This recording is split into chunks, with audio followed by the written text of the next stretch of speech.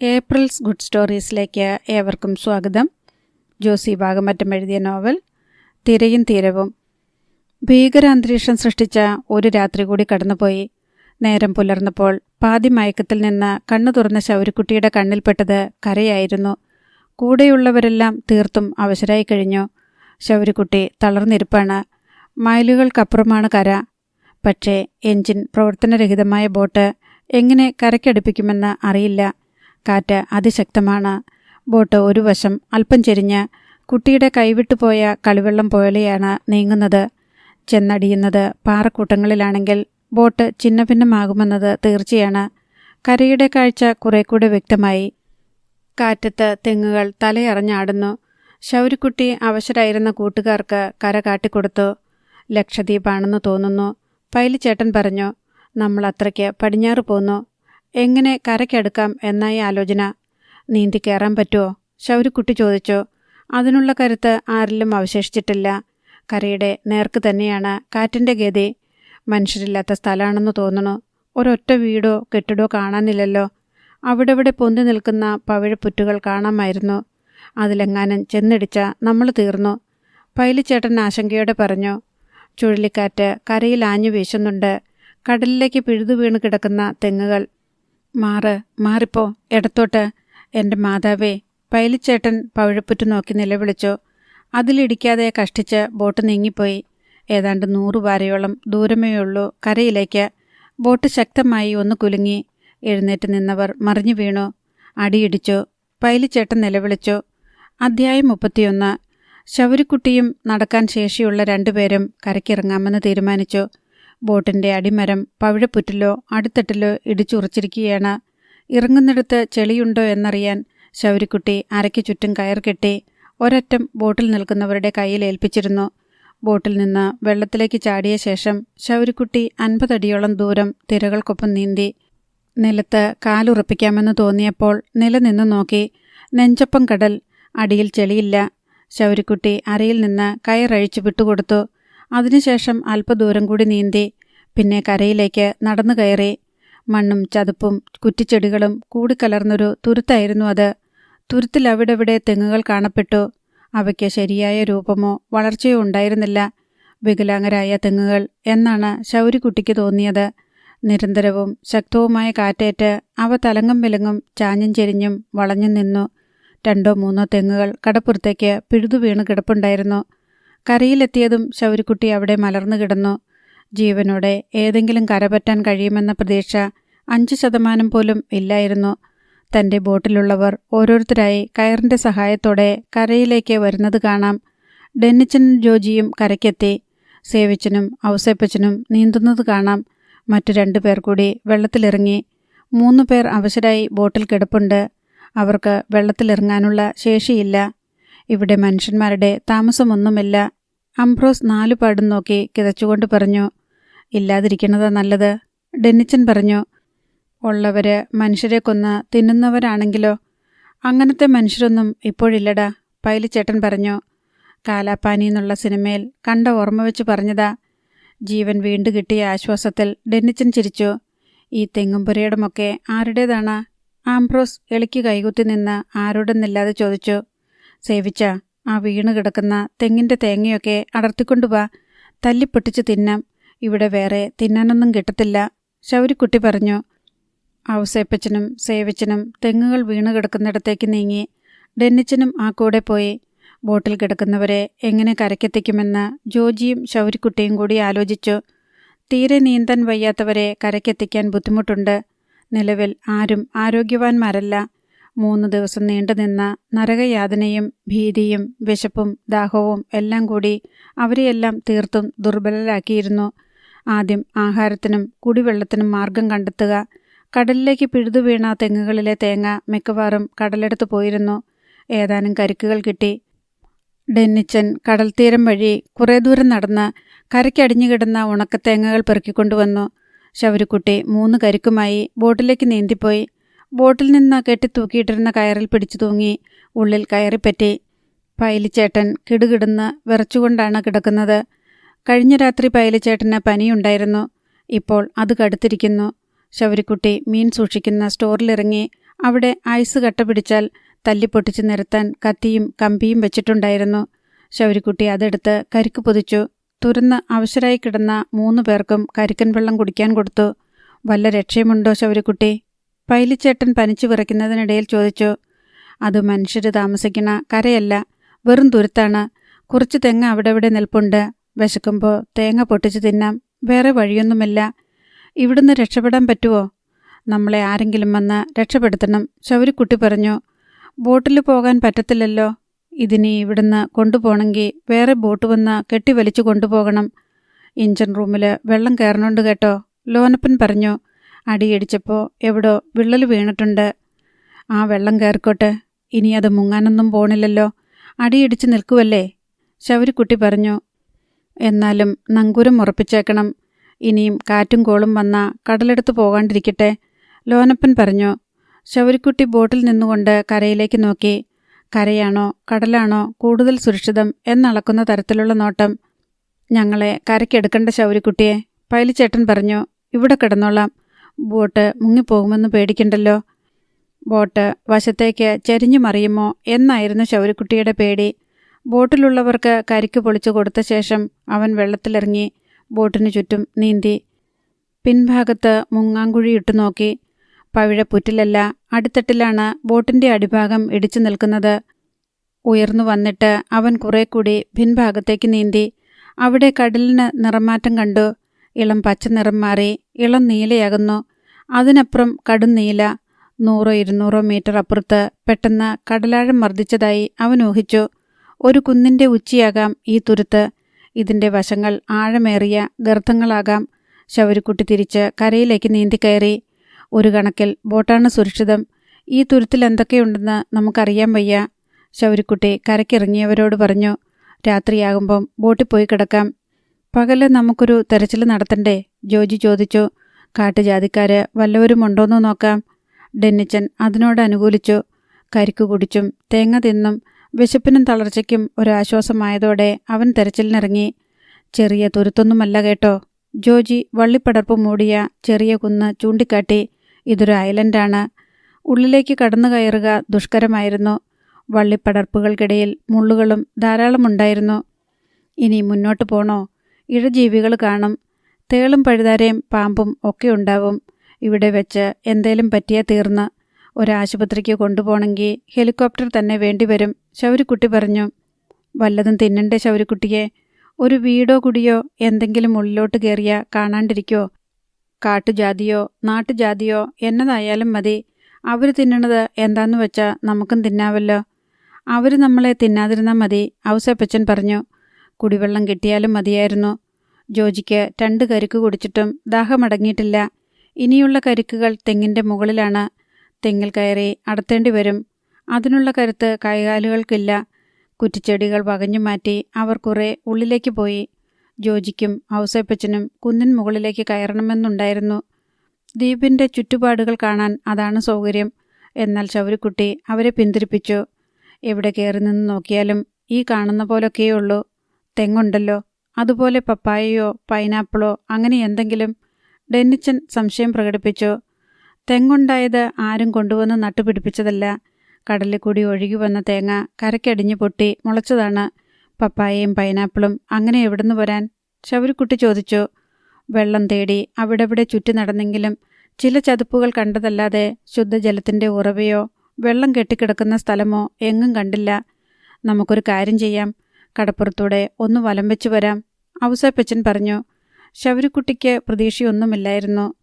ചെറിയ തുരുത്തൊന്നുമല്ല വലം വെച്ചു വരാൻ. ഒരു 10 കിലോമീറ്റർ ചുറ്റളവെങ്കിലും ദ്വീപിനുണ്ടാകുമെന്ന് അവൻ അനുമാനിച്ചു. കടൽക്കരയിലൂടെ കുറേ ദൂരം പോയി. അതും ദുർഘടമായിരുന്നു. മരങ്ങൾ ചാഞ്ഞും കടപുഴകിയും പലയിടവും അടഞ്ഞുകിടന്നു. കുറേ ദൂരം ചെന്നപ്പോൾ പാറക്കെട്ടുകളും പവിഴപ്പുറ്റുകളും കണ്ടു തുടങ്ങി. അന്വേഷണം അവസാനിപ്പിച്ച് അവർ ബോട്ട് കിടന്ന ഭാഗത്തേക്ക് തന്നെ തിരിച്ചു പോന്നു. തേങ്ങാശേഖരണമായിരുന്നു ഭക്ഷണത്തിനുള്ള ഒരേ ഒരു മാർഗം. നമ്മളിവിടെ തന്നെ കിടന്ന് സിദ്ധി കൂടുവോ ശൗരിക്കുട്ടിയെ, സേവിച്ചൻ ചോദിച്ചു. ഇതിപ്പോൾ വേറെ കരയൊന്നും കാണാനില്ലല്ലോ. നമ്മളായിട്ട് രക്ഷപ്പെടാനൊന്നും നോക്കണ്ട, നടക്കത്തില്ല, ശൗരിക്കുട്ടി പറഞ്ഞു. ആരെങ്കിലും വന്ന് രക്ഷപ്പെടുത്തണം. അതിൻ്റെ ലക്ഷണമൊന്നും കാണുന്നില്ലല്ലോ. ഒരൊറ്റ മൊബൈലിന് പോലും ചാർജില്ല. ചാർജ് ഉണ്ടാക്കാമെന്ന് വെച്ചാലും റേഞ്ചുമില്ല. ജോജിക്ക് തൻ്റെ ഫോൺ വലിച്ച് കടലിൽ എറിയാനാണ് തോന്നിയത്. രാത്രി വരെ അവർ കരയിൽ കഴിച്ചുകൂട്ടി. പിന്നെ ബോട്ടിലേക്ക് മടങ്ങി. അപരിചിതമായ ദ്വീപിൽ രാത്രി കിടന്നുറങ്ങാൻ അവർക്ക് ഭയമുണ്ടായിരുന്നു. പൈലിച്ചായൻ്റെ പനി അതിൻ്റെ മൂർധന്യത്തിലാണ്. ഇപ്പോൾ സംസാരമില്ല. ഞരങ്ങലും മൂളലും മാത്രമേയുള്ളൂ. സ്റ്റൗ, പാത്രങ്ങൾ, കലങ്ങൾ എന്നിവയെല്ലാം കടൽക്ഷോഭത്തിൽപ്പെട്ട് നഷ്ടപ്പെട്ടിരുന്നതിനാൽ അല്പം ചൂടുവെള്ളം ഉണ്ടാക്കാൻ പോലും നിവൃത്തിയില്ല. രാത്രി അവർ ബോട്ടിനുള്ളിൽ തന്നെ കഴിച്ചുകൂട്ടി. അടുത്ത ദിവസം പുലർന്നപ്പോഴേക്കും കടൽക്ഷോഭം തീരെയും ശമിച്ചിരുന്നു. ആകാശം തെളിഞ്ഞു. കടലിലും കരയിലും വെയിൽ പരന്നു. മീൻ സൂക്ഷിക്കുന്ന സ്റ്റോറിൽ ഐസ് പെട്ടികൾ കുത്തിയിളക്കി. തിരിഞ്ഞ് ജോജി കുറച്ച് ഒറ്റതിരിഞ്ഞ അയല മീൻ പെറുക്കിയെടുത്തു.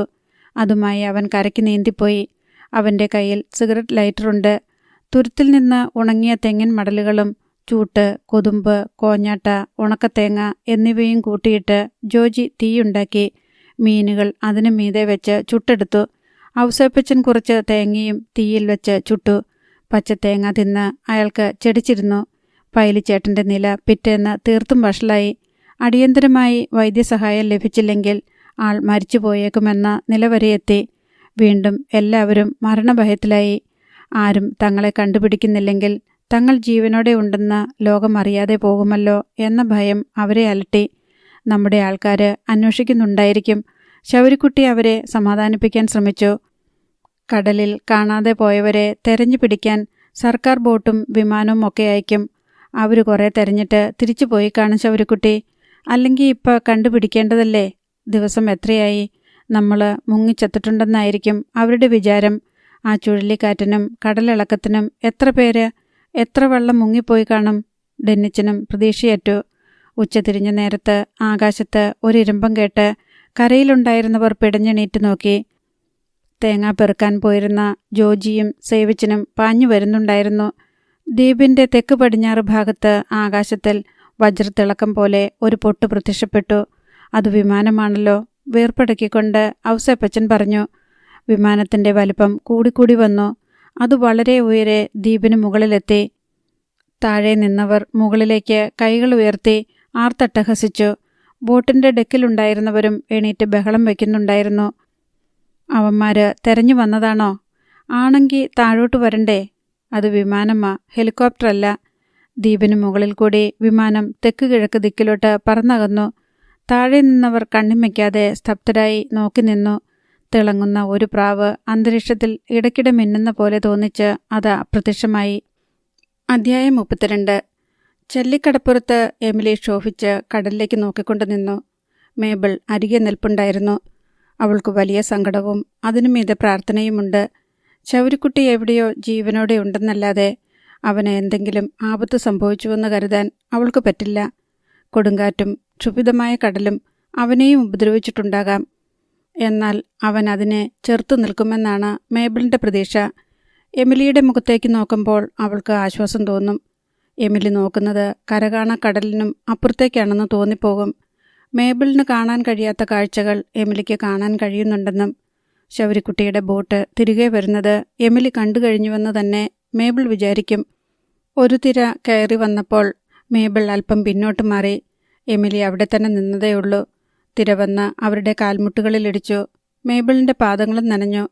കടലാക്രമണത്തിൽ തകരാത്ത വീടുകൾ സ്ഥിതി ചെയ്യുന്ന ഭാഗത്തു നിന്ന് നിലവിളി കേട്ടു. എമിലിയും മേബിളും തല തിരിച്ചു നോക്കി. മേബിളിൻ്റെ നെഞ്ചിലൂടെ ഇടിവാൾ പോലെ ഒരു നടുക്കം കടന്നുപോയി. ആരെങ്കിലും മരിച്ചെന്ന വിവരം കിട്ടിയതാണോ? മറിയമ്മ തിടുക്കത്തിൽ അവരുടെ അടുത്തേക്ക് വരുന്നുണ്ടായിരുന്നു. എമിലിയെ, നമ്മുടെ അന്നക്കുട്ടിയുടെ കരച്ചില. അവിടെ വിൻസെൻ്റ് പോയി. എമിലി അന്തം വിട്ട് നിന്നു. അടിമലത്തറയെന്ന് പോയതാ, തിരുവനന്തപുരത്ത് വന്നടിഞ്ഞെന്ന്. എൻ്റെ കർത്താവേ, ഇനി ആരൊക്കെയാണോ? മറിയമ്മ അറിയാതെ വിലപിച്ചു പോയതാണെങ്കിലും അതിനറ്റത്തെ ഒരു സൂചിമുന എമിലിയുടെ ഹൃദയത്തിലും വന്നുകൊണ്ടു. ഇനി ആരൊക്കെയാണോ എന്ന ചോദ്യത്തിൽ തൻ്റെ 2 മക്കൾ കൂടി ഉൾപ്പെടുന്നുണ്ട്. വിൻസെൻറ്റിനെ അവൻ്റെ ജനനം മുതൽക്ക് എമിലിക്കറിയാം. ശൗരിക്കുട്ടിയേക്കാൾ 4 വയസ്സ് മൂപ്പുണ്ടാകും. വിൻസെൻറ്റിന് അടിമലത്തറയിലായിരുന്നു പണി. അവൻ്റെ കൂട്ടുകാരൻ വള്ളം വാങ്ങിയപ്പോൾ ആ വള്ളത്തിൽ പോയതാണ്. ഇപ്പോൾ മൃതദേഹം കരയ്ക്കടിഞ്ഞിരിക്കുന്നു. മറ്റു ചില സ്ത്രീകളുടെ നിലവിളിയും കേട്ടു. വിൻസെൻറ്റിന് ഭാര്യയുണ്ട്. 2 മാസം മുൻപായിരുന്നു കല്യാണം. അന്നക്കുട്ടിയുടെ വീടിൻ്റെ ഭാഗത്തേക്ക് ആളുകൾ വന്നു കൂടുന്നത് കാണാമായിരുന്നു. എമിലി പോകണോ വേണ്ടയോ എന്ന് സംശയിച്ചു നിന്നു. അന്നക്കുട്ടിയുടെ കരച്ചിൽ കാണാൻ വയ്യ. കണ്ടാൽ ഒരുപക്ഷെ അടുത്ത ഊഴം തൻ്റേതാണെന്ന് തോന്നിപ്പോകും. കടൽക്ഷോഭത്തിലും ചുഴലിക്കാറ്റിലും പെട്ടുപോയ പലരുടെയും ശവങ്ങൾ കരയ്ക്കടിഞ്ഞതായുള്ള വാർത്ത ഇന്നലെ രാത്രിയും ഇന്ന് രാവിലെയും TV-യിൽ വരുന്നുണ്ടായിരുന്നു. കാണാതായ 100 കണക്കിന് വള്ളങ്ങളും ബോട്ടുകളും ഇനിയും തിരിച്ചെത്തിയിട്ടില്ല. തിരുവനന്തപുരം, പൂന്തുറ, വിഴിഞ്ഞം ഭാഗത്തു നിന്നും കടലിൽ പോയ വള്ളങ്ങളും ബോട്ടുകളുമാണ് തിരിച്ചു വരാത്തവയിലധികവും. ഓക്കി ചുഴലിക്കാറ്റ് ഇപ്പോൾ ലക്ഷദ്വീപിലാണ് ആഞ്ഞടിക്കുന്നതെന്ന് രാവിലെ വാർത്തയുണ്ടായിരുന്നു. എമിലിയും മേബിളും തിരിച്ച് മൈക്കേലിൻ്റെ വീട്ടിലെത്തി. കുഞ്ഞന്ന ലൈസാമ്മയോടൊപ്പം TV-ക്ക് മുന്നിൽ ഇരിപ്പുണ്ടായിരുന്നു. ഷീബയെ ആൻ്റപ്പനും ആങ്ങളമാരും വന്ന് കൂട്ടിക്കൊണ്ടുപോയി. അവളെ ആശ്വസിപ്പിക്കാൻ ഇവിടെ മേബിൾ മാത്രമേ ഉണ്ടായിരുന്നുള്ളൂ. ശൗരിക്കുട്ടിയെയും ഡെന്നിച്ചനെയും ഓർത്തുള്ള ദുഃഖത്തിലാണ് എല്ലാവരും. കഴിഞ്ഞ 3 ദിവസവും കരഞ്ഞു പിഴിഞ്ഞാണ് ഷീബ കഴിഞ്ഞുകൂടിയത്. ഗർഭിണി കൂടിയായതിനാൽ അവളെ തീർത്തും സങ്കടകരമായ അവസ്ഥയിൽ നിന്ന് മാറ്റി നിർത്തേണ്ടത് അത്യാവശ്യമായിരുന്നു. 140 പേരെ ഇനിയും കിട്ടാനുണ്ട്. കടലിക്കൂടെ ശവങ്ങൾ ഒഴുകി നടക്കണത്രേ. ലൈസമ്മ മകളോടായി പറഞ്ഞു.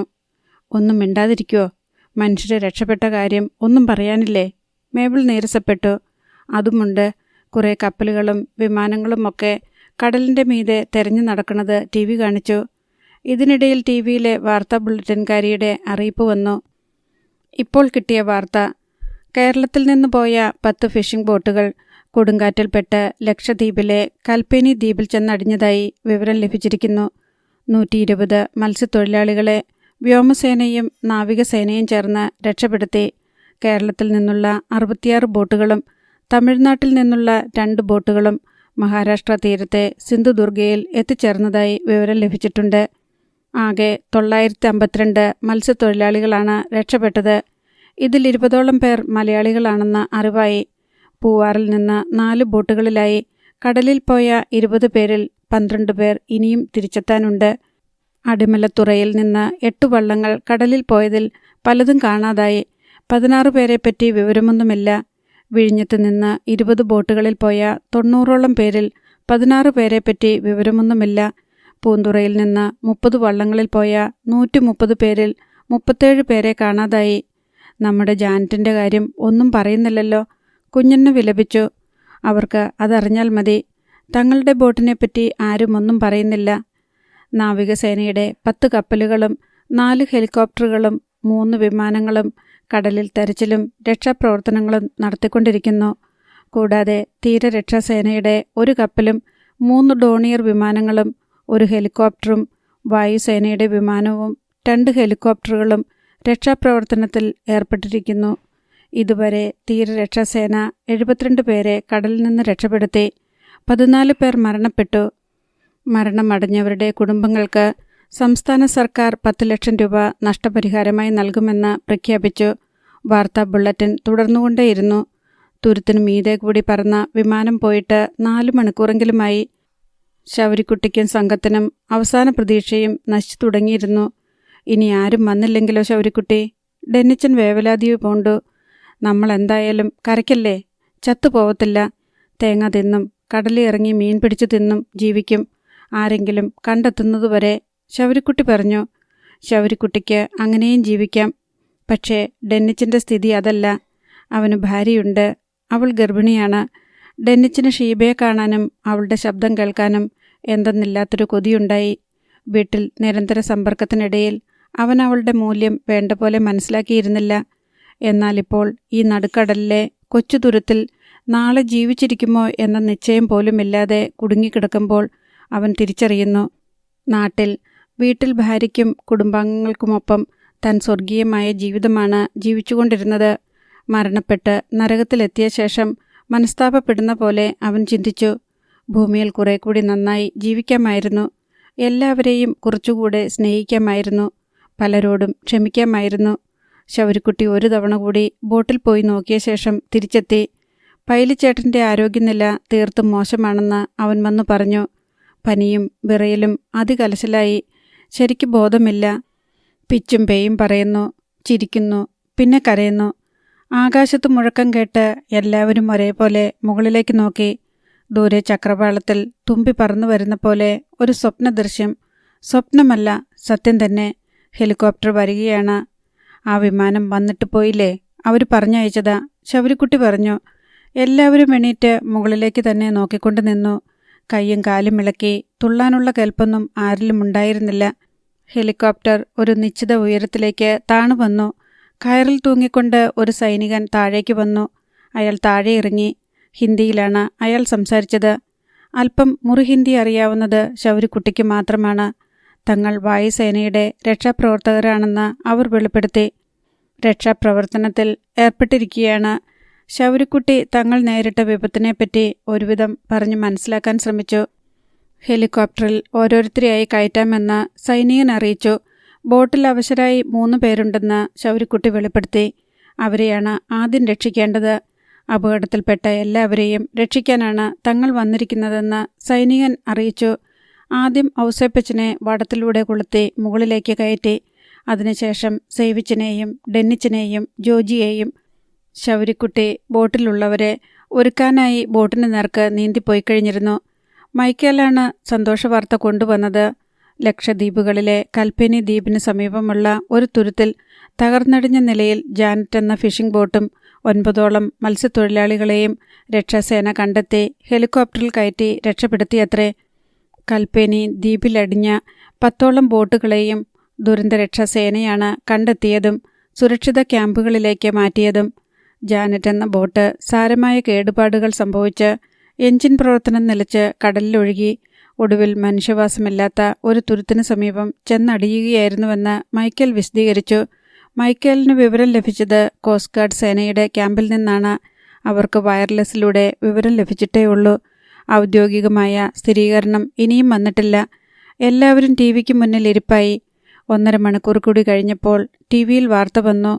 കൽപ്പനി ദ്വീപിന് സമീപം തുരുത്തിലടിഞ്ഞ് ഒറ്റപ്പെട്ടുപോയ ജാനറ്റ് എന്ന ബോട്ടിലെ മത്സ്യത്തൊഴിലാളികളെ വ്യോമസേനയുടെ ഹെലികോപ്റ്റർ കണ്ടെത്തി രക്ഷപ്പെടുത്തിയെന്നതായിരുന്നു വാർത്ത. രക്ഷപ്പെടുത്തിയവരിൽ ഒരാളുടെ നില ഗുരുതരമാണെന്നും എല്ലാവരെയും കവരത്തിയിലെ ഹോസ്പിറ്റലിലെത്തിച്ചുവെന്നും വാർത്താ ബുള്ളറ്റിൻ വെളിപ്പെടുത്തി. രക്ഷപ്പെട്ടവരുടെ പേരുവിവരങ്ങൾ പുറകെ വന്നു. ആനന്ദാശ്രുക്കളോടെയാണ് മൈക്കേലിൻ്റെ വീട്ടിലെ അന്തേവാസികൾ ആ വാർത്ത ശ്രവിച്ചത്. മേബിൾ നോക്കിയപ്പോൾ എല്ലാവരുടെയും കണ്ണുകൾ നിറഞ്ഞിരുന്നു. അത് കണ്ടപ്പോൾ അവളുടെ കണ്ണിലും കണ്ണുനീർ പൊടിഞ്ഞു. വാർത്ത കണ്ടുകൊണ്ടിരുന്ന സൈമൺ തരകൻ കയ്യിലുണ്ടായിരുന്ന വാട്ടർ ബോട്ടിൽ ടിവിയുടെ നേർക്ക് വലിച്ചെറിഞ്ഞ് ചാടി എഴുന്നേറ്റു. നായിൻ്റെ മോൻ ചത്തില്ലേ? എൽസമ്മയും ആൺമക്കളും പകച്ച് സൈമൺ തരകനെ നോക്കി. പ്ലാസ്റ്റിക് ബോട്ടിലായിരുന്നതുകൊണ്ട് TV സ്ക്രീനിന് തകരാറൊന്നും സംഭവിച്ചില്ല. സൈമൺ തരകൻ അടക്കാനാവാത്ത അമർഷത്തോടെ സിറ്റൗട്ടിലേക്ക് ഇറങ്ങി. പിന്നെന്തിനു വേണ്ടിയായിരുന്നു? ഓക്കി എന്ന ചുഴലിക്കാറ്റും കടൽക്ഷോഭവും. ആകാശങ്ങളിലിരിക്കുന്ന സകല ദൈവങ്ങളുടെയും നേർക്ക് അയാൾ മനസ്സുകൊണ്ട് അലറി. ശൗരി എന്ന കൊടും പിശാചിനെ കടലിൽ എന്നേക്കുമായി അടക്കാൻ വേണ്ടിയുള്ള ചുഴലിക്കാറ്റാണതെന്നും ആകാശത്തു നിന്ന് ദൈവമാണതിനെ അയച്ചതെന്നും അയാൾ അന്ധമായി വിശ്വസിച്ചിരിക്കുകയായിരുന്നു. അല്ലെങ്കിൽ പിന്നെ എന്തിനു വേണ്ടി? എത്രയോ മനുഷ്യജീവിതങ്ങൾ കടലിലടിഞ്ഞു. എത്ര ശവശരീരങ്ങൾ കരയ്ക്കടിഞ്ഞു. എത്രയോ 1000 കോടി രൂപയുടെ നാശനഷ്ടങ്ങൾ. എത്രയോ 1000 പേരുടെ വീടുകൾ തകർന്നു. എത്രയധികം വിലപിടിപ്പുള്ള ബോട്ടുകളും വള്ളങ്ങളും മുങ്ങി. ശൗരിക്കുട്ടിയുടെ ജീവനെടുക്കാൻ വേണ്ടിയായിരുന്നെങ്കിൽ അതൊന്നും നഷ്ടമേ അല്ലായിരുന്നു. എല്ലാ നാശനഷ്ടങ്ങൾക്കും പകരം വെച്ചേനെ സൈമൺ തരകൻ അവൻ്റെ ജീവൻ. ഇപ്പോൾ സൈമൺ തരകന് മനസ്സിലായി, തൻ്റെ നഷ്ടങ്ങൾ കോടിക്കണക്കിന് രൂപയുടേതാണ്. കാരക്കാട് ബംഗ്ലാവിന് പിന്നിലെ ഏക്കർ കണക്കിന് വിസ്തീർണമുണ്ടായിരുന്ന ബീച്ച് കടലെടുത്തുപോയി. 12 ഏക്കർ തെങ്ങും പറമ്പ് ഭൂരിഭാഗവും ഇപ്പോൾ കടലാണ്. പണിഞ്ഞുകൊണ്ടിരുന്ന ഫാക്ടറിയിലും ഐസ് പ്ലാന്റിലും ഇപ്പോൾ തിരമാലകൾ യഥേഷ്ടം കയറിയിറങ്ങുന്നു. അവശേഷിച്ചിരുന്ന 4 വള്ളങ്ങളിൽ 3 മുങ്ങിപ്പോയി. അതിലുണ്ടായിരുന്നവരെ തെരച്ചിൽ ബോട്ടുകാരും രക്ഷാസേനയും ചേർന്ന് രക്ഷപ്പെടുത്തിയെന്ന് മാത്രം. ഓക്കി അതിൻ്റെ ഭീമാകാരമായ കൈ വീശിയടിച്ചത് ശൗര്യയാണെന്ന ഉറച്ച വിശ്വാസത്തിൽ തനിക്ക് സംഭവിച്ച ഭീമമായ നഷ്ടങ്ങളെല്ലാം മറന്നിരിക്കുകയായിരുന്നു സൈമൺ തരകൻ. ഇപ്പോൾ അയാൾക്ക് ബോധ്യപ്പെട്ടു, ശൗരിക്കല്ല അടി കിട്ടിയത്, തൻ്റെ മുഖമടച്ചായിരുന്നു അടി. ഇത്രയെല്ലാം നാശനഷ്ടങ്ങൾ സംഭവിച്ചിട്ടും പപ്പയ്ക്ക് ഒരു കൂസലുമില്ലാത്തതിൽ റോയി സൈമണിനും റോബിനും ഡാൻഡസിനുമെല്ലാം എന്തെന്നില്ലാത്ത അതിശയവും അമ്പരപ്പും തോന്നിയിരുന്നു. എൽസമ്മ ആദ്യമേ തന്നെ മക്കളോട് പറഞ്ഞു, സ്വന്തം വീടും സ്വത്തും മക്കളും കൂടി നഷ്ടപ്പെട്ടാലും ശരി, ശൗരി ചത്തുപോയിട്ടുണ്ടെങ്കിൽ ബാക്കിയൊന്നും ഒരു നഷ്ടമേ അല്ല എന്ന് വിചാരിച്ചുകൊണ്ട് നടക്കുക. അത് ശരി തന്നെയായിരുന്നെന്ന് ഇപ്പോൾ മക്കൾക്കും ബോധ്യപ്പെട്ടു. വരാനിരിക്കുന്ന വിപത്തിനെക്കുറിച്ച് റോയ് സൈമൺ തരകന് പലതവണ മുന്നറിയിപ്പ് കൊടുത്തിരുന്നു. പപ്പ, നമ്മൾ കടം കയറി മുങ്ങി നിൽക്കുവാണ്. അതിനെന്തെങ്കിലും ചെയ്യണം. കൊച്ചിൻ ഫിനാൻസിൻ്റെ തവണ 6 തവണ മുടങ്ങി. 4 മാസം മുൻപ് അവർ രജിസ്റ്റർ നോട്ടീസ് അയച്ചതാ. ഇനി അവർക്ക് എന്തും ചെയ്യാം. എടാ, നമ്മുടെ ബേബിയാ അതിൻ്റെ മാനേജർ. ഞാൻ അയാളോട് ചോദിച്ചു, എന്തിനാണിങ്ങനെ ജപ്തി ഭീഷണിയൊക്കെ അയക്കണമെന്ന്. ബാങ്കിൻ്റെ രീതി അങ്ങനെയാണ്. മുതലാളി പൈസ കൈ വരുമ്പോൾ പിഴപ്പലിശ സഹിതം അടച്ചാൽ മതിയെന്ന അയാൾ പറഞ്ഞത്. അങ്ങനെ സമാധാനിച്ചിരിക്കുകയാണ് സൈമൺ തരകൻ. ശൗരിക്കുട്ടി കഥാവശേഷനായാൽ ചെല്ലിക്കടപ്പുറത്തെ തരകൻ പദവിയും നഷ്ടപ്രതാപവും വീണ്ടെടുക്കാം എന്നായിരുന്നു അയാളുടെ പ്രതീക്ഷ. ഇപ്പോൾ അതും തകർന്നു. സൈമൺ തരകൻ ഓക്കിയെ പ്രാഗി. സകല പ്രകൃതി ദുരന്തങ്ങളെയും പ്രാഗി. മനുഷ്യരെയും ദൈവങ്ങളെയും ഭൂമിയെയും ഒരേ സമയം ചവിട്ടിഞ്ഞെരിച്ചു. വികാരക്ഷോഭത്തിൻ്റെ തീവ്രതയിൽ അയാൾ പെട്ടെന്ന് തളർന്നു. ശൗരി എന്ന ദുർഭൂതത്തെ തനിക്കെതിരെ സൃഷ്ടിച്ചതും തുറന്നുവിട്ടതും താൻ തന്നെയാണല്ലോ എന്ന് അയാൾ ആദിയോടെ ഓർത്തു. തൻ്റെ കാമം എന്ന കുടത്തിൽ നിന്ന് ഏതാനും ദിവസങ്ങൾക്ക് ശേഷം സൈമൺ തരകനെ വിരളി പിടിപ്പിക്കുന്ന മറ്റൊരു വാർത്ത കൂടി വന്നു. നാവികസേനയുടെ കപ്പലിൽ ശൗരിക്കുട്ടിയും മറ്റ് മത്സ്യത്തൊഴിലാളികളും കൊച്ചി തുറമുഖത്ത് എത്തിച്ചേർന്നു എന്നതായിരുന്നു അത്. അധ്യായം 33. ശൗരിക്കുട്ടിയും സംഘവും ചെല്ലിക്കടപ്പുറത്ത് തിരിച്ചെത്തുകയാണ്. അവരെ എതിരേറ്റു കൊണ്ടുവരാനായി ഒരു സംഘം ചേർത്തലയ്ക്ക് പോയിട്ടുണ്ടായിരുന്നു. ചെല്ലിക്കടപ്പുറത്തുകാരും ശൗരിക്കുട്ടിയുടെ സംഘത്തിലെ മത്സ്യത്തൊഴിലാളികളുടെ ബന്ധുജനങ്ങളും പിക്കപ്പിലും പെട്ടി ഓട്ടോയിലും ഓട്ടോറിക്ഷയിലും ബൈക്കിലുമൊക്കെയായി ചേർത്തലയിലെത്തി കാത്തുനിന്നു. ചേർത്തലയിൽ വച്ച് അവർ ശൗരിക്കുട്ടിയെയും സംഘത്തെയും എതിരേറ്റു. ബന്ധുമിത്രാദികൾ പരസ്പരം ആശ്ലേഷിച്ചും കൈപിടിച്ചും പുനഃസമാഗമത്തിൻ്റെ ആഹ്ലാദം പങ്കുവച്ചു. അർത്തുങ്കൽ നിന്ന് മൈക്കേലും ഷീബയും ആൻറ്റിപ്പൻ പീറ്ററും ആൺമക്കളും എത്തിച്ചേർന്നിട്ടുണ്ടായിരുന്നു. ഡെന്നിച്ചൻ ട്രാവലറിൽ നിന്ന് ഇറങ്ങി വന്നതും ഷീബ ഓടിച്ചെന്ന് അവനെ കെട്ടിപ്പിടിച്ചു കരഞ്ഞു. അവൾ ആൻറ്റപ്പനോടൊപ്പമാണ് എത്തിയത്. ഡെന്നിച്ചൻ പതിയെ അവളെ പിടിച്ചകറ്റി ശാസിച്ചു. ഞാനിങ്ങ് വന്നില്ലേ, ആളുകളെല്ലാം നോക്കി നിൽക്കണ്. അവർക്ക് ചുറ്റും ഒരാൾക്കൂട്ടമുണ്ടായിരുന്നു. എമിലിയെ ഞങ്ങൾ വിളിച്ചതാ, വന്നില്ല. ആൻറ്റപ്പൻ ശൗരിക്കുട്ടിയോട് പറഞ്ഞു. അമ്മ വരില്ലെന്ന് ശൗരിക്കുട്ടിക്കും അറിയാം. ചുഴലി കൊടുങ്കാറ്റ് തുടങ്ങിയ അന്നു മുതൽ അമ്മ മനസ്സിൻ്റെ ഉരുക്കുവടമിട്ട് ജാനറ്റിനെ അടങ്കം പിടിച്ചിരിക്കുകയാണ്. കടലിൽ മുങ്ങാതിരിക്കാൻ. ആ പിടുത്തം വിടണമെങ്കിൽ താൻ മുന്നിൽ ചെന്ന് നിൽക്കണമെന്നും ശൗരിക്കുട്ടിക്ക് അറിയാം. ശൗരിക്കുട്ടി ആൻറ്റപ്പന് കൈ കൊടുത്തു. ജോമോനും പീറ്ററിനും കൈ കൊടുത്തു. എന്നിട്ട് മൈക്കേലിനോട് ചോദിച്ചു, മമ്മിക്കും മേബിളിനും സുഖമല്ലേ? ഉവ്വെന്ന് മൈക്കൽ തലകുലുക്കി. അവൻ്റെ കണ്ണിൽ എന്തിനെന്നറിയാതെ നനവ് കിനിഞ്ഞു വന്നുകൊണ്ടിരുന്നു. അവൻ ആരും കാണാതെ ഇടയ്ക്കിടെ കൈവിരൽ കൊണ്ട് അത് തോണ്ടിക്കളഞ്ഞു. മരിച്ചുപോയെന്ന് കരുതിയവരാണ് തിരിച്ചു വന്നിരിക്കുന്നത്. ഒന്നിച്ച് ഒരേ ബോട്ടിൽ കടലിൽ പോയവരിൽ ഒരാൾ മാത്രമേ തിരിച്ചു വരാതായിട്ടുള്ളൂ. അത് അപ്പാജിയാണ്. ബോട്ടിൽ നിന്ന് പിടിവിട്ട് പ്രക്ഷുബ്ധമായ കടലിലേക്ക് വീണുപോയ അപ്പാജിയുടെ മൃതദേഹം പോലും വീണ്ടു കിട്ടിയിട്ടില്ല. അതിനാൽ അപ്പാജി മരിച്ചതായി ഇതുവരെ സ്ഥിരീകരിച്ചിട്ടുമില്ല. അപ്പാജിയുടെ ബന്ധുക്കളോ സ്വന്തക്കാരോ എത്തിച്ചേർന്നിട്ടുണ്ടായിരുന്നില്ല. അപ്പാജി രക്ഷപ്പെട്ടിരിക്കാൻ യാതൊരു സാധ്യതയുമില്ല എന്നത് എല്ലാവർക്കും ബോധ്യപ്പെട്ടിരുന്നു. നിങ്ങളെ കാണാനൊന്നും ഒരു ഭംഗിയില്ലല്ലോ മക്കളെ. സ്വീകരിക്കാൻ വേണ്ടി ചെല്ലിക്കടപ്പുറത്തുനിന്ന് വന്ന മാർക്കോസ് ചേട്ടൻ പറഞ്ഞു. ജോജിയുടെ വല്യപ്പച്ചനായിരുന്നു അത്. ജീവൻ തിരിച്ചു കിട്ടിയെന്നേ ഉള്ളൂ, ബാക്കിയെല്ലാം പോയി, ശൗരിക്കുട്ടി പറഞ്ഞു. ശൗരിക്കുട്ടി അടക്കം എല്ലാവരും തന്നെ പട്ടിണി കൊണ്ടും ദിവസങ്ങളോളം നീണ്ട പ്രാണഭീതി കൊണ്ടും കഠിനാധ്വാനം കൊണ്ടും മെലിഞ്ഞും തളർന്നും അവശരെ പോലെ തോന്നിച്ചു. കവരത്തിയിലെ ഹോസ്പിറ്റലിൽ കിട്ടിയ പ്രഥമ ശുശ്രൂഷ കൊണ്ടൊന്നും വീണ്ടെടുക്കാവുന്നതല്ല അവരുടെ ആരോഗ്യം. പൈലിച്ചേട്ടൻ അവരോടൊപ്പമില്ല. അയാളുടെ ജ്വരം കടുത്തുപോയതിനാൽ കവരത്തിയിലെ ആശുപത്രിയിൽ തന്നെയാണ്. ഇപ്പോഴും യാത്ര ചെയ്യാനുള്ള ആരോഗ്യസ്ഥിതി ഇനിയും വീണ്ടു കിട്ടിയിട്ടില്ല. കൽപ്പേനിയിലും കവരത്തിയിലുമായി വേറെയും പല ബോട്ടുകൾ വന്നടിഞ്ഞിട്ടുണ്ടായിരുന്നു. അതിലുള്ള മത്സ്യത്തൊഴിലാളികളിൽ പലരും രോഗികളും അവശരുമായി തീർന്നിരുന്നു. അവരിൽ പലരും ഇപ്പോഴും കവരത്തിയിലെ ഹോസ്പിറ്റലിൽ തന്നെ. ദുരിതാശ്വാസ ക്യാമ്പുകളിൽ ഇനിയും മത്സ്യത്തൊഴിലാളികൾ നാട്ടിലേക്ക് മടങ്ങാനായി കാത്തുകിടക്കുന്നു. മഹാദുരന്തത്തിൽ നിന്ന് രക്ഷപ്പെട്ട് തിരിച്ചെത്തിയവർക്കായി അർത്തുങ്കലോ ചെല്ലിക്കടപ്പുറത്തോ വെച്ച് ഒരു സ്വീകരണവും അനുമോദനവും സംഘടിപ്പിക്കണമെന്ന് ചെല്ലിക്കടപ്പുറത്തുകാരും രക്ഷപ്പെട്ടവരുടെ ബന്ധുജനങ്ങളും ചേർന്ന് ആലോചന നടത്തിയെങ്കിലും ശൗരിക്കുട്ടി അത് നിരുത്സാഹപ്പെടുത്തി. തിരിച്ചു വന്നവരെ ഓർത്ത് സന്തോഷിക്കുകയല്ല വേണ്ടത്, നഷ്ടപ്പെട്ടവരെ ഓർത്ത് പ്രാർത്ഥിക്കുക, അവരുടെ ആളുകളെ സഹായിക്കുക. നാശം പിടിച്ച ആ കൊടുങ്കാറ്റ് തന്നിട്ട് പോയ നഷ്ടവും കഷ്ടവും വേദനയും വിഷമവും ഈ ജന്മത്ത് തീരില്ല പല കുടുംബത്തും. നമ്മൾ അതൊക്കെ കാണേണ്ടവരല്ലേ? സന്തോഷിക്കാൻ ഒന്നുമില്ല. അതോടെ സന്തോഷപ്രകടനങ്ങൾ വേണ്ടെന്ന് വെച്ചു. കൊച്ചിയിൽ നിന്ന് വന്ന ട്രാവലറിൽ തന്നെ ശൗരിക്കുട്ടിയും കൂട്ടരും അർത്തുങ്കലേക്ക് പോയി. ബന്ധുക്കളും നാട്ടുകാരും മറ്റു വാഹനങ്ങളിൽ അവരെ അനുഗമിച്ചു. അർത്തുങ്കൽ പോലീസ് സ്റ്റേഷനിലെത്തി തലയെണ്ണി റിപ്പോർട്ട് ചെയ്ത് ബോധ്യപ്പെടുത്തിയ ശേഷം ട്രാവലർ ചെല്ലിക്കടപ്പുറത്തേക്ക് പോയി. അർത്തുങ്കലും ചേന്നവേലിയിലും ചെത്തിയിലും മാരാരിയിലും കാട്ടൂരിലും മറ്റുമായിരുന്നു മത്സ്യത്തൊഴിലാളികളുടെ വീടുകൾ. അവരവരുടെ വീടുകളുടെ സമീപ പ്രദേശത്തായി ഓരോരുത്തരെയും ഇറക്കി. ഒടുവിൽ ട്രാവലറിൽ ശൗരിക്കുട്ടിയും ഡെന്നിച്ചനും മാത്രം അവശേഷിച്ചു. ചേന്നവേലി വരെ ആൻ്റപ്പനും മക്കളും അവരെ അനുഗമിച്ചു. ഷീബയ്ക്ക് ഡെന്നിച്ചനെ തൻ്റെ വീട്ടിലേക്ക് കൂട്ടിക്കൊണ്ടു പോകണമെന്നുണ്ടായിരുന്നു. ആൻ്റപ്പനും ജോമോനും നിർബന്ധിക്കുകയും ചെയ്തു. വീട്ടിൽ പോയി അമ്മേനെ ഒന്ന് കാണട്ടെ, എന്നിട്ട് വരാം, ഡെന്നിച്ചൻ പറഞ്ഞു. ഡെന്നിച്ചനും ശൗരിക്കുട്ടിയും ട്രാവലറിൽ നിന്ന് ഇറങ്ങി നിന്നു.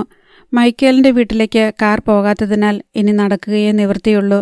ഡെന്നിച്ചൻ്റെ കൂടെ ഷീബയും പോവുകയാണെന്ന് പറഞ്ഞപ്പോൾ കാർ റോഡരികിൽ ഒതുക്കിയിട്ടിട്ട് ആൻ്റപ്പനും ജോമോനും പീറ്ററും പുറകെ ചെന്നു.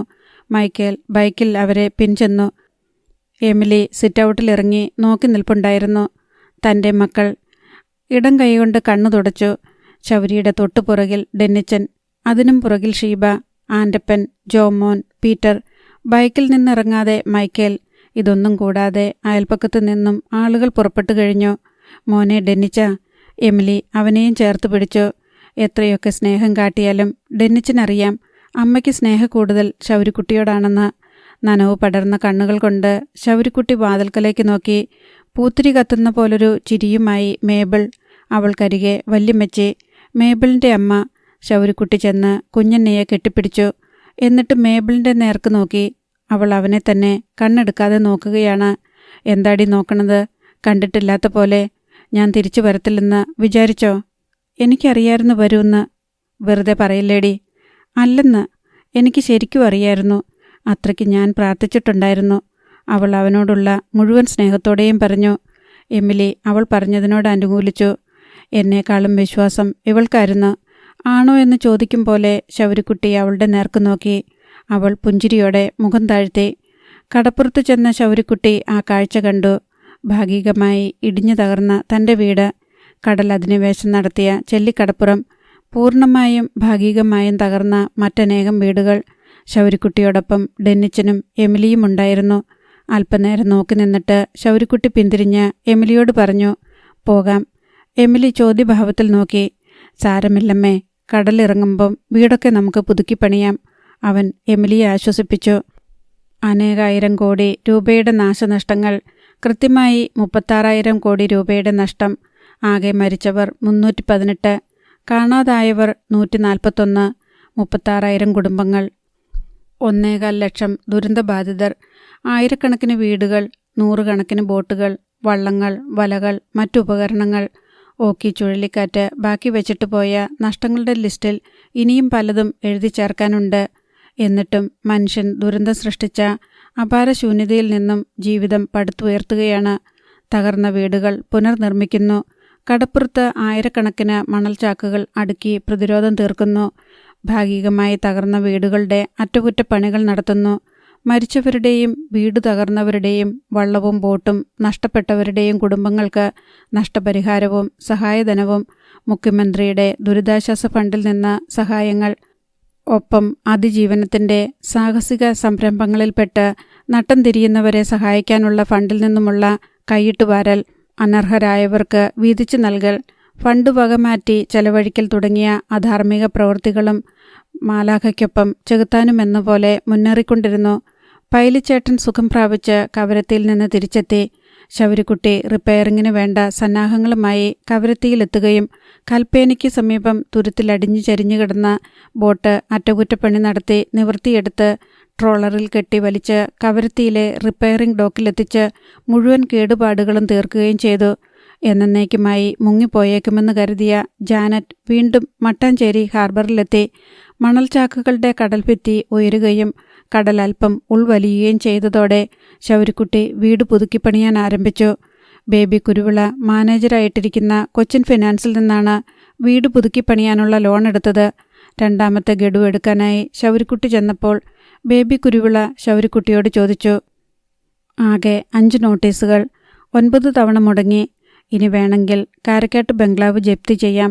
എന്നാണത് നടത്തേണ്ടതെന്ന് പറഞ്ഞാൽ മതി. ശൗരിക്കുട്ടി ആലോചനയിൽ മുഴുകി. അധ്യായം 34. പണ്ടായിരുന്നെങ്കിൽ ഇത്തരക്കാരുടെ മുന്നിൽ ഇങ്ങനെ ഇരുന്നു കൊടുക്കില്ലായിരുന്നു സൈമൺ തരകൻ. ഗേറ്റിനപ്പുറം കടത്തിയിട്ടേയില്ല. ഇപ്പോൾ ഹസ്തരേഖ വിദഗ്ധന്റെ മുന്നിൽ കൈ നീട്ടിക്കൊടുത്ത് ഇരിക്കുകയാണ്.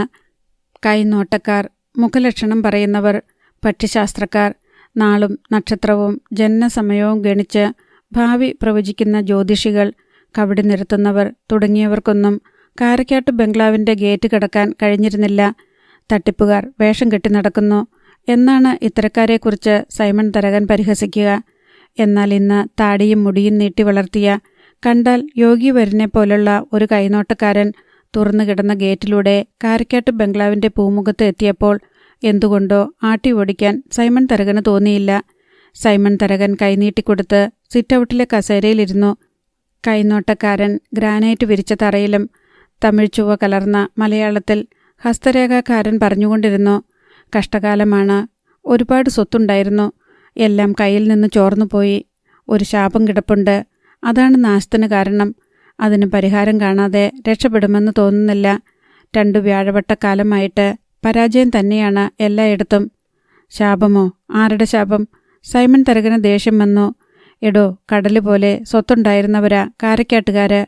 വടക്ക് ചെല്ലാനം മുതൽ തെക്ക് ആറാട്ടുപുഴ വരെ ഭൂസ്വത്തുണ്ടായിരുന്നു. ഡസൻ കണക്ക് വള്ളങ്ങളുണ്ടായിരുന്നു. എടോ, കടലിനെ ശപിച്ച ആ ശാപം കടലിനെ ഏക്കോ? അതുപോലെ സൈമൺ തരകനെ ശപിച്ച എൻ്റെ ഒരു രോമം പോലും പൊഴിഞ്ഞു പോവത്തില്ല. അതൊക്കെ ശരി തന്നെ മുതലാളി. പക്ഷേ കഷ്ടകാലം എല്ലാവർക്കും വരും. സൈമൺ തരകൻ പിന്നെയും പഴങ്കഥകൾ ആവർത്തിച്ചു പറഞ്ഞു.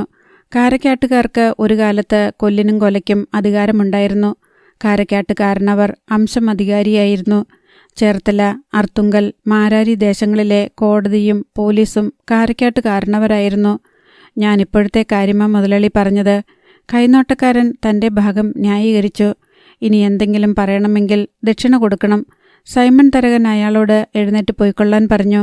എല്ലാം കണ്ടും കേട്ടും സൈമൺ തരകൻ്റെ പിന്നിൽ നിന്ന എൽസമ്മ അയാളെ തടഞ്ഞു.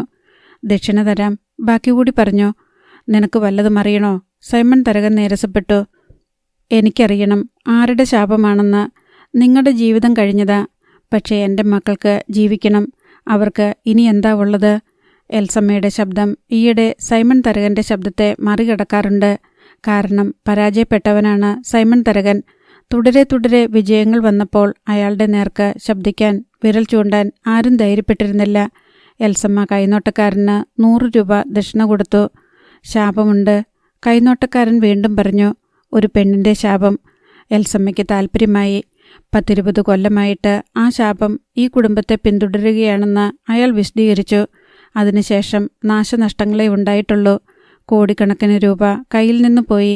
ചതിക്കപ്പെട്ടു. ശാപം മാറ്റണം. അല്ലെങ്കിൽ താമസിക്കുന്ന വീടും ചവിട്ടുന്ന മണ്ണും കൂടി നഷ്ടപ്പെടും. ഈ വീടൊന്നും ആരും കൊണ്ടുപോകില്ല. ഇത് കാരക്കാട്ട് തറവാടാ. ഇത് കൈവശപ്പെടുത്താൻ ധൈര്യമുള്ളവൻ ഇനി ജനിക്കണം. കൈനോട്ടക്കാരൻ എൽസമ്മയുടെ കൈയും പരിശോധിച്ചു. 4 മക്കളുണ്ടെങ്കിലും 3 പേരെ കൂടെയുള്ളൂ എന്ന് പറഞ്ഞു. ഒരു പെണ്ണും 3 ആണുമെന്ന് കൈനോട്ടക്കാരൻ പറഞ്ഞത് കൃത്യമായിരുന്നു. മോളെ കെട്ടിച്ചയച്ചു.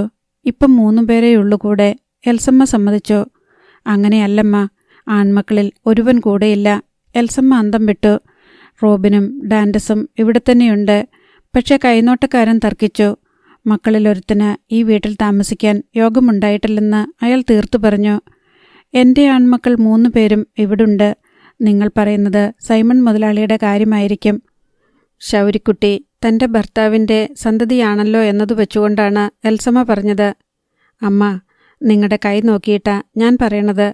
മുതലാളിയുടെ കൈ നോക്കുമ്പോൾ 4ഉം 5ഉമല്ല, അതിലും കൂടുതലുണ്ട്. എണീറ്റ് പോടോ.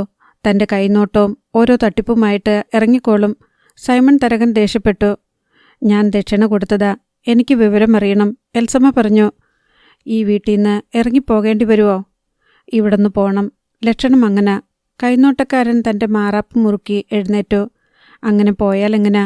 അതിന് എന്തെങ്കിലും പരിഹാരമുണ്ടോന്ന് പറ, എൽസമ്മ ചോദിച്ചു. അയാൾ നിഷേധാർത്ഥത്തിൽ തലയാട്ടി. ഇനി വല്ലതും പറയണമെങ്കിൽ 200 രൂപ കൊടുക്കണമെന്ന് പറഞ്ഞു. താൻ 200 രൂപ വാങ്ങിച്ചിട്ട് ഒന്നും ഉണ്ടാക്കണ്ട, ഒന്ന് പോയാട്ടെ. സൈമൺ തരകൻ അയാളോട് തട്ടിക്കയറി. കൈനോട്ടക്കാരൻ തലയും കുനിച്ച് ഇറങ്ങി നടന്നു. അയാൾ പറഞ്ഞത് കുറേയൊക്കെ ശരിയാ. എല്ലാം പോയില്ലേ? വള്ളങ്ങൾ നഷ്ടപ്പെട്ടു. ബോട്ടുകളുണ്ടായിരുന്നത് എവിടെ പോയെന്ന് പോലും അറിഞ്ഞൂടാ. 12.5 ഏക്കർ തെങ്ങും പുരയിടം കടലെടുത്തു. ഫാക്ടറിയും ഐസ് പ്ലാന്റും പാതി വഴിക്ക് പണി നിർത്തി. ഇപ്പം അവിടെയും കടൽ കയറി. ഒരു ശാപമില്ലേ ഇതിൻ്റെ എല്ലാം പുറകിൽ? ആരുടെ ശാപമാടി? നായിൻ്റെ മോളെ, സൈമൺ ചരകൻ ചീറി. അറിഞ്ഞൂടാ അല്ലേ? എൽസമ്മ അയാളെ രൂക്ഷമായി നോക്കി. ശൗരിയുടെ അമ്മയുണ്ടല്ലോ, എമിലി, അവളുടെ. അത് കേട്ടതും സൈമൺ തരകൻ പൊട്ടിച്ചിരിച്ചു. എടി, ഈച്ചയും കൊതുകും ശപിച്ച മനുഷ്യനെ ഏക്കോടി കഴുതേ, ബുദ്ധി കെട്ടവളെ. മനുഷ്യ സ്ത്രീ ശപിച്ച ഏൽക്കും. എമിലിയുടെ സ്ഥാനത്ത് ഞാനാണെങ്കിൽ ഞാൻ ശപിച്ചാലും ഏൽക്കും, എൽസമ്മ വീറോടെ പറഞ്ഞു. പോടി എൻ്റെ മുമ്പിന്ന്. സൈമൺ തരകൻ കൈ ചൂണ്ടി ആക്രോശിച്ചു.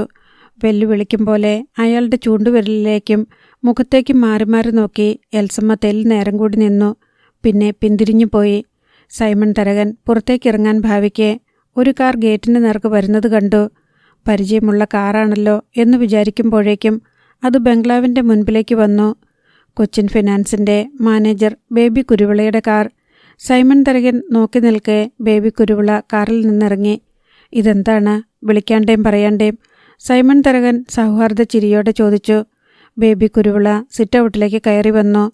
ഞാൻ പെട്ടെന്ന് വന്നതെന്താന്ന് വെച്ചാൽ ഒരു പ്രശ്നമുണ്ട്, ബേബി കുരുവിള പറഞ്ഞു. വാ, അകത്തോട്ടിരുന്ന് സംസാരിക്കാം. സൈമൺ തരകൻ ബേബി കുരുവിളയെ നിർബന്ധപൂർവ്വം കൂട്ടിക്കൊണ്ട് തൻ്റെ മുറിയിലേക്ക് പോയി. കുടിക്കാൻ എന്തെങ്കിലും എടുക്കട്ടോ? ചായ, കാപ്പി, ജ്യൂസ്? ഒന്നും വേണ്ട. എനിക്ക് പറയാനുള്ളത് അത്ര നല്ല വാർത്തയല്ല.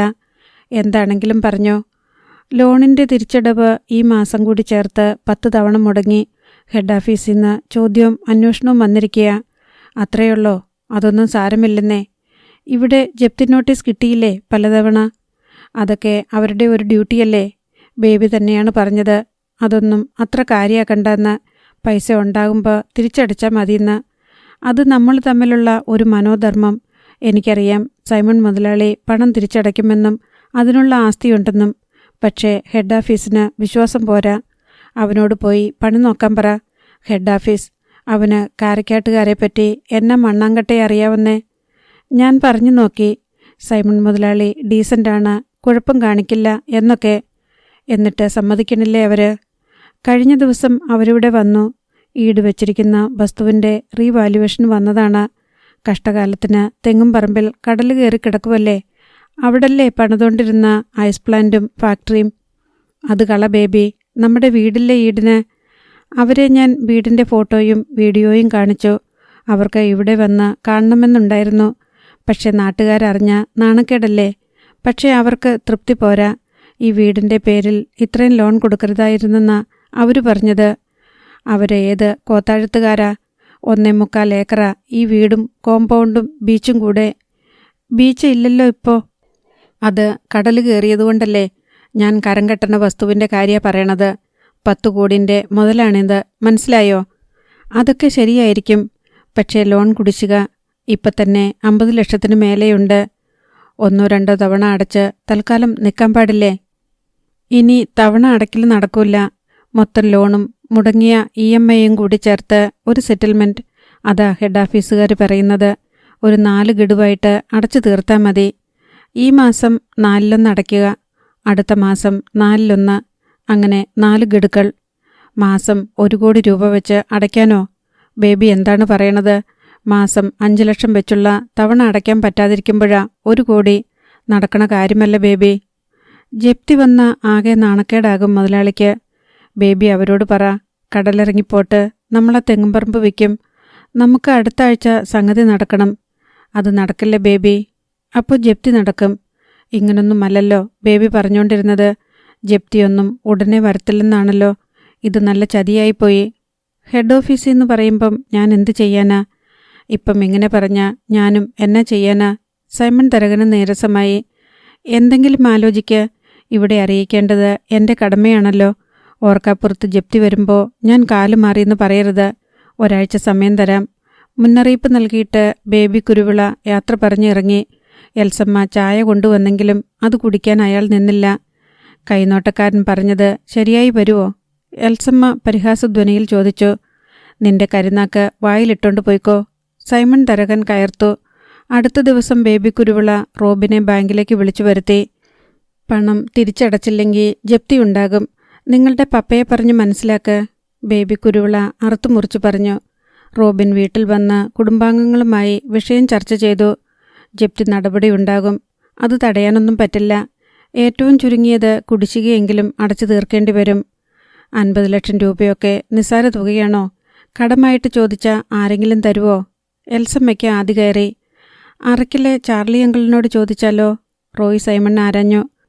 ഡാൻഡസ് അവിടുത്തെ മൂപ്പരുടെ മകളെ കല്യാണം കഴിക്കാൻ പോകുമല്ലേ? അതു വേണ്ട, എൽസമ്മ വിലക്കി. ആ കല്യാണം കൂടി നടക്കാതെ പോകും. ചാർലി സാറിന് അറിയാൻ വയ്യല്ലോ നമ്മുടെ അവസ്ഥ. അറിയാതിരിക്കുന്നതാ നല്ലത്. അത് ശരിയാണെന്ന് റോബിന് തോന്നി.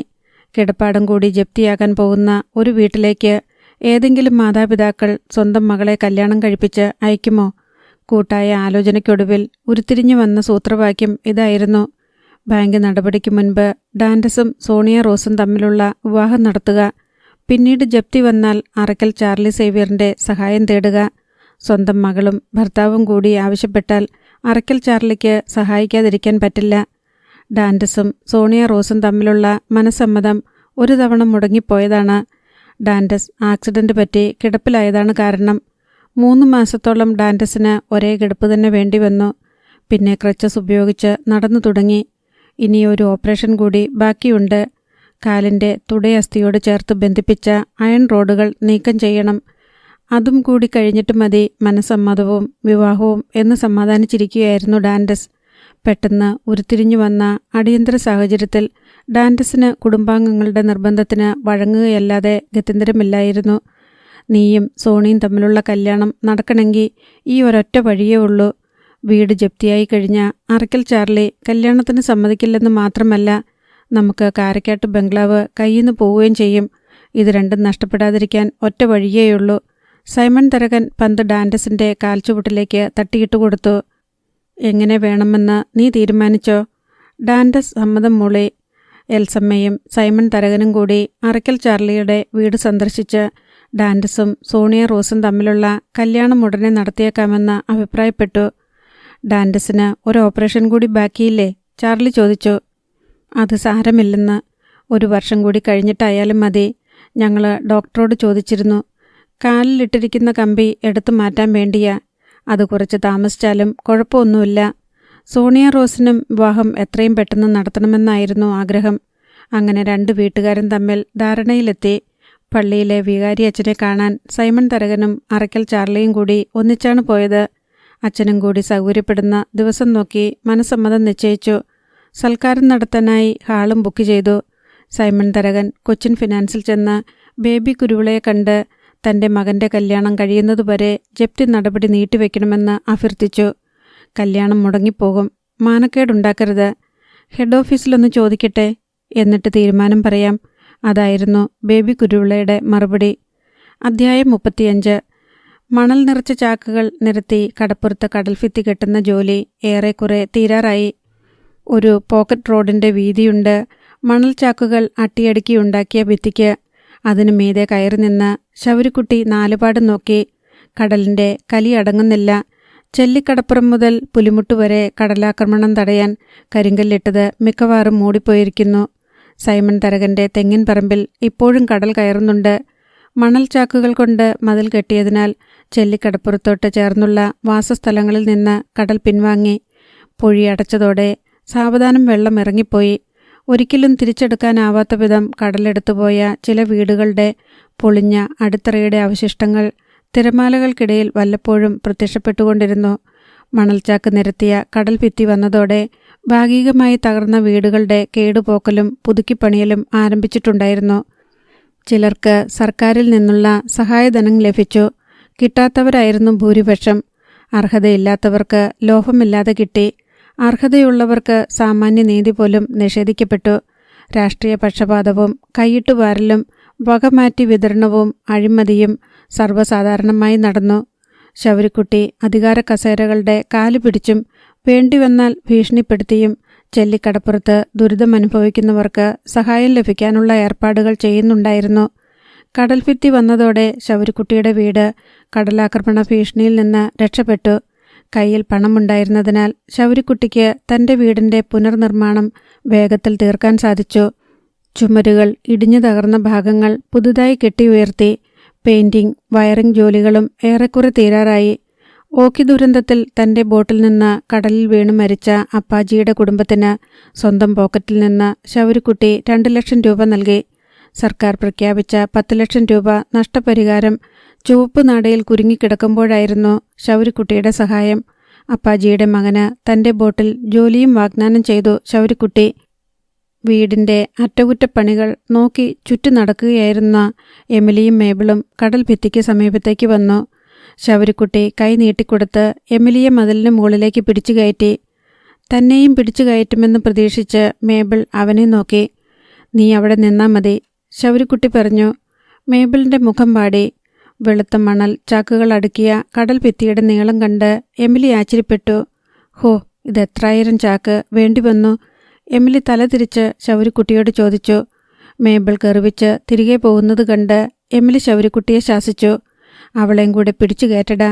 കണ്ടില്ലേ, അവൾ പിണങ്ങി." "അവൾ പിണങ്ങിയ എനിക്കെന്താ? നിനക്കെന്താ അവളുടെ അടുത്ത് ഒരു സ്നേഹവുമില്ലാത്ത മാതിരി?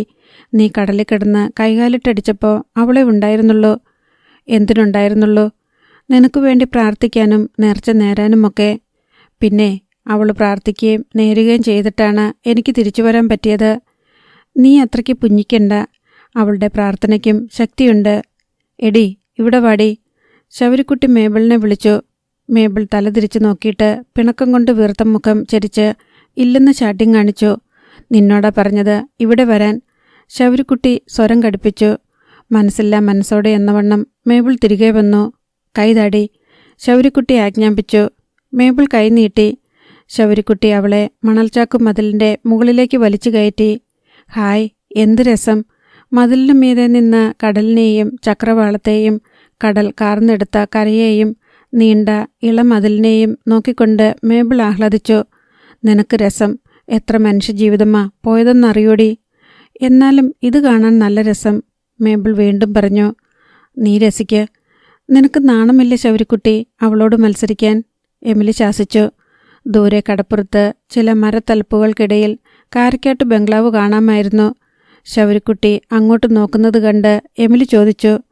"അവിടുത്തെ ഡാൻഡസിൻ്റെ കല്യാണമാണെന്ന് കേട്ടല്ലോ, മനസ്സമ്മതം?" "ആ, ഞാനും കേട്ടു," ശൗരിക്കുട്ടി അലക്ഷ്യമായി പറഞ്ഞു.